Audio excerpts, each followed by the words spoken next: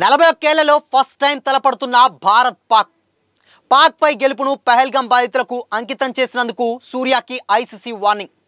సూర్య మాట్లాడిన దాంట్లో తప్పేముందంటూ కామెంట్స్. ఇంతకీ సూర్య మాట్లాడినటువంటి మాటలేంటి? ఆసియా కప్ లో ఆ రేర్ రికార్డ్ ఏంటి? Have a look.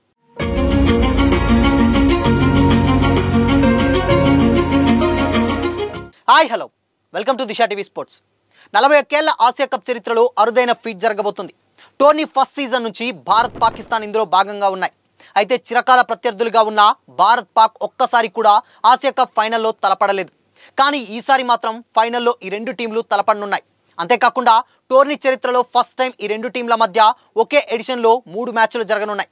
1984లో first time Asia cup tourney జరిగింది. ఫస్ట్ సీజన్ ఎడిషన్లో కేవలం 3 జట్లు మాత్రమే పాల్గొన్నాయి. ప్రస్తుతం ఆ సంఖ్య 8కి చేరింది. 1984 నుంచి 2023 వరకు 16 ఎడిషన్లు జరిగాయి. అందులో భారత్ జట్టే ఆధిపత్యం ప్రదర్శించింది. ఏకంగా 8 సార్లు విజేతగా నిలిచింది. ఆ తర్వాత శ్రీలంక 6 సార్లు, పాకిస్తాన్ 2 సార్లు విజేతగా నిలిచింది. బంగ్లాదేశ్ 3 సార్లు ఫైనల్ చేరిన రన్నరప్తోనే సరిపెట్టుకుంది. భారత్ 8 సార్లు గెలిచింది. 1984, 1988, 1990, 91, 1995, 2010, 2016, 2018 అండ్ 2023. ఇక శ్రీలంక 6 సార్లు గెలిచింది. 1986, 1997, 2004, 2008, 2014, ఇక 2022.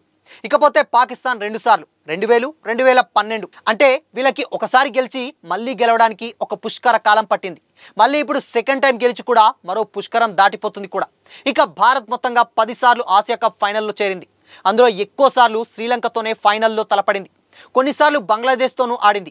కానీ పాక్తో మాత్రం ఆసియా కప్ ఫైనల్ మ్యాచ్ జరగనుండడం ఇదే ఫస్ట్ టైం. పాకిస్తాన్ కూడా 2000, 2012లో టైటిల్ సాధించింది. కానీ అప్పుడు ఆ జట్టు ఇతర జట్లతోనే ఫైనల్ మ్యాచ్ ఆడింది. కానీ ఈసారి మాత్రం తొలిసారి ఆసియా కప్ ఫైనల్లో దాయాదుల పోరును చూడబోతున్నాం. ఈ టోర్నీలో ఇప్పటికే భారత్ పాక్ 2 సార్లు తలపడ్డాయి. గ్రూప్ స్టేజ్ మ్యాచ్తో పాటు సూపర్ 4లోనూ భారత జట్టు పాకిస్తాన్ను చిత్తు చేసింది. హ్యాట్రిక్ విజయం సాధించి 9వసారి ఆసియా కప్ విజేతగా నిలవాలని పట్టుదలతో ఉంది. ఆదివారం ఈ మ్యాచ్ జరగనుంది. ఇదిలా ఉంటే ఇప్పుడు సూర్యకుమార్ యాదవ్ మాట్లాడినటువంటి మాటలు మరోసారి చర్చనీయాంశమైనవి. ఆసియా కప్ 2025లో భారత్ పాక్ మధ్య వివాదం రోజు రోజుకు ముదురుతూనే ఉంది. హ్యాండ్ షేక్ దగ్గర నుండి పహల్గాం కామెంట్స్ వరకు ఇరు దేశాల మధ్య రోజు ఏదో ఒక వివాదం నడుస్తూనే ఉంది. ఇప్పటి వరకు ఈ రెండు టీంలు 2 సార్లు తలపడగా ఒకసారి హ్యాండ్ షేక్ రచ్చలేపగా మరోసారి పహల్గాం సమయంలో చోటు చేసుకున్న ఘటనల హావాభావాలతో పాక్ ఆటగాళ్లు భారత్ను రెచ్చగొట్టారు. అయితే మరోసారి ఈ రెండు జట్లు ఫైనల్లో తలపడుతుండడంతో ఈసారి ఎలాంటి ఘటనలు చోటు చేసుకుండా కూడా ఐసీసీ స్ట్రిక్ట్ ప్లాన్ అమలు చేస్తుంది. ఈ మేరకు టీమిండియా కెప్టెన్ సూర్యకుమార్ యాదవ్ అన్న పహల్గాం మాటలపై అంతర్జాతీయ క్రికెట్ కౌన్సిల్ ఐసీసీ విచారణ జరిపింది. ఆసియా కప్ 2025లో పాకిస్తాన్పై జరిగినటువంటి గ్రూప్ మ్యాచ్ అనంతరం సూర్యకుమార్ ఆ విజయం తర్వాత భారత్ సైనికులకు అంకితం చేస్తూ పహల్గాం ఉగ్రదాడిలో ప్రాణాలు కోల్పోయిన కుటుంబాలకు సంఘీభావం తెలిపారు. ఈ మాటలపై ఐసీసీ అఫీషియల్గా కేసు నమోదు చేయడంతో దానిని సంబంధించినటువంటి విచారణలో సూర్యకుమార్ హాజరయ్యారు. ఈ విచారణలో సూర్యకుమార్ యాదవ్తో పాటు BCCI COO Hemang Amin, cricket operations manager Summer Mallapurkar కూడా విచారణకు హాజరయ్యారు. ఈ విచారణకు వెస్టిండీస్ మాజీ క్రికెటర్ రిచీ రిచర్డ్సన్ అధ్యక్షత వహించారు. విచారణ అనంతరం సూర్యకు హెచ్చరిక ఇవ్వడం లేదా మ్యాచ్ ఫీజులో 15% జరిమానా విధించే అవకాశం ఉందని తెలుస్తుంది. ఒక ఐసీసీ వర్గం తెలిపినటువంటి వివరాల ప్రకారం సూర్య విచారణకు హాజరయ్యారు. రిచర్డ్సన్ అతనికి రాజకీయ స్వరూపం ఉన్నటువంటి మాటలు అనకుండా జాగ్రత్తగా ఉండాలని సూచించాడు.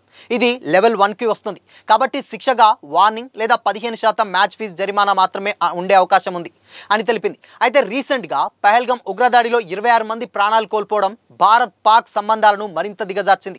ఈ సిచ్యువేషన్లోనే సూర్యకుమార్ 2 మ్యాచ్లలోనూ పాకిస్తాన్ కెప్టెన్ సల్మాన్ అలీ అగాకు షేక్ హ్యాండ్ ఇవ్వలేదు. సెప్టెంబర్ 14లో జరిగిన గ్రూప్ మ్యాచ్ గెలిచిన తర్వాత ఈ విజయం పహల్గాం ఉగ్రదాడి బాధిత కుటుంబాలకు అంకితం. భారత సైనికుల ధైర్యానికి వందనం.